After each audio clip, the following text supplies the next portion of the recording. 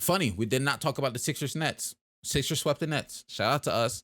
I'm gonna be honest with y'all. It's gonna sound crazy to some. Even without Joel in Game 4, I fully expected the Sixers to win that game. What I think of the Sixers, when the expectation I had of the Sixers of what the Sixers roster is, looking at the Sixers roster, even without Joel, and the Nets roster, I expected the Sixers to win. The Nets did a phenomenal job this season of Jacques Vaughn proved. I think he proved it all season long of that he's an amazing coach. Once he got appointed and Steve Nash was out and he got appointed, we saw the defense change. Even when it was still KD and Kyrie, they started putting some wins together. KD gets injured. All the trades happen. New players come in.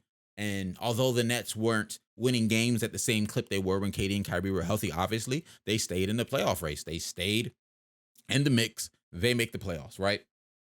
Then they go up against a Sixers team with arguably the MVP of the league, Joel Embiid, on their team. And a lot of people were like, okay, what are the Nets going to do? Definitely a smaller team, undersized. But you got Nick Claxton. Let's see what happens. Jacques Vaughn implemented this beautiful system of doubling Joel all the time, immediately switching up how fast the double team became. And in basically the first half of every one of these games, you could see his coaching plans work. His schemes were working. He was forcing the Sixers into turnovers. He was forcing the Sixers to rush their offense, put up some contested bad shots. And in almost every one of these games in the first half, the Nets were winning. Almost every one. The only, I guess I'll say, downside was just he didn't have enough bodies on the roster.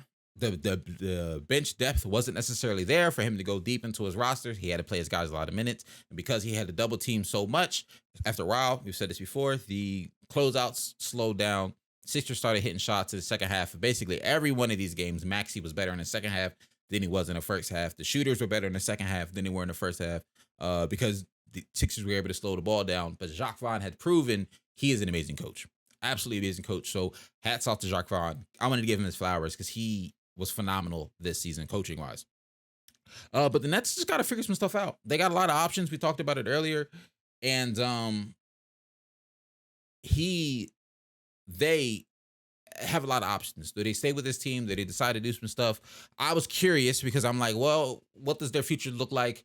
Who do you decide to pick and keep if you do want to try to maybe go with a star or just retool, make this team have a clear identity? I think you obviously got to keep Mikal Bridges. He's under contract till 2026. Nick Claxton, I think, is another big piece. He's under contract till 2024. It's funny because the only piece I like, if we move in anybody, can we move Joe Harris? Because he ain't really been doing nothing. He's a free agent in the 24. So it's not like a lot of their guys are, even the guys who ain't been performing to what you want, Joe Harris, they're going to be off the books of the year. This team's still young. There's not really a rush. You're not in a win now situation. Don't make any dumb moves. Honestly, if I'm the Nets, I'm just running it back. Truthfully, I'm just running it back. I'm seeing what we can do with a full training camp, full off season together, and just, see how the season, roll the balls out, see how the season goes. That's how I feel about it, at least for the Nets. For the Sixers, obviously we hope Joel Embiid is healthy, because Joel Embiid and the Sixers are only going to go as far as Joel Embiid's health will take them. I feel like we say this every year, but it's definitely the case. But it is what it is, and they played very well. Maxey looked phenomenal in the second half of basically all of these games. I want and wish we can keep. That's the only hiccup I have with the Sixers.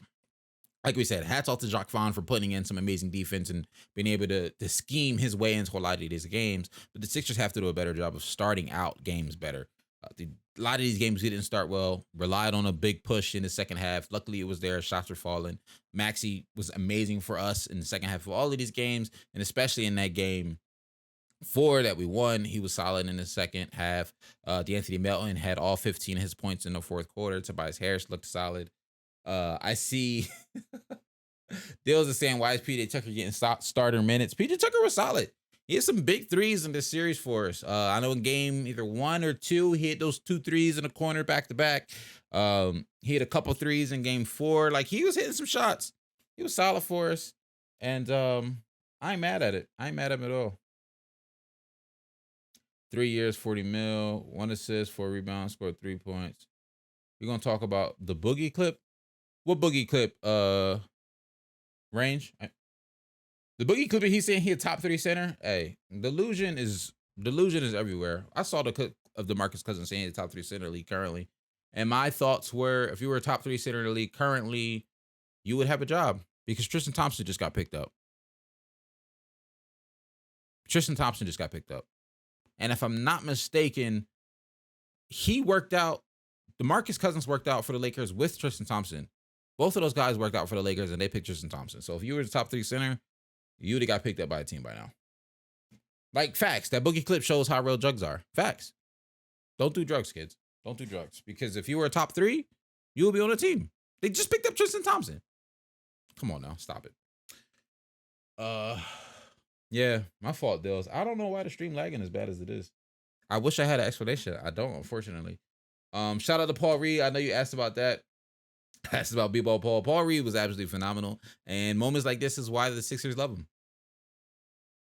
Moments like this is why the Sixers love him. Nick Claxton, we talked about. Yeah. The one thing that did make me nervous with that Nets game, since we're talking about my Sixers still, the Nets did an excellent job of creating open shots for themselves. They just honestly weren't hitting them. They shot 24% from 3 in that last game. They did not hit their shots. And there was some wide open shots that they normally would hit, and they just did not hit. That's also partly why I'm like, Nets just running back, because y'all make good offense. Like, y'all have a solid lineup. Y'all got good offense. I think y'all have something here. Cam Thomas, let's, see if we can get some more from him, and, moving into next season.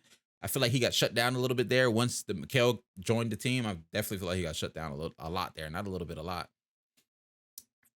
We'll see. That's all I'm gonna say. We'll see. I want the Nets to run it back, though.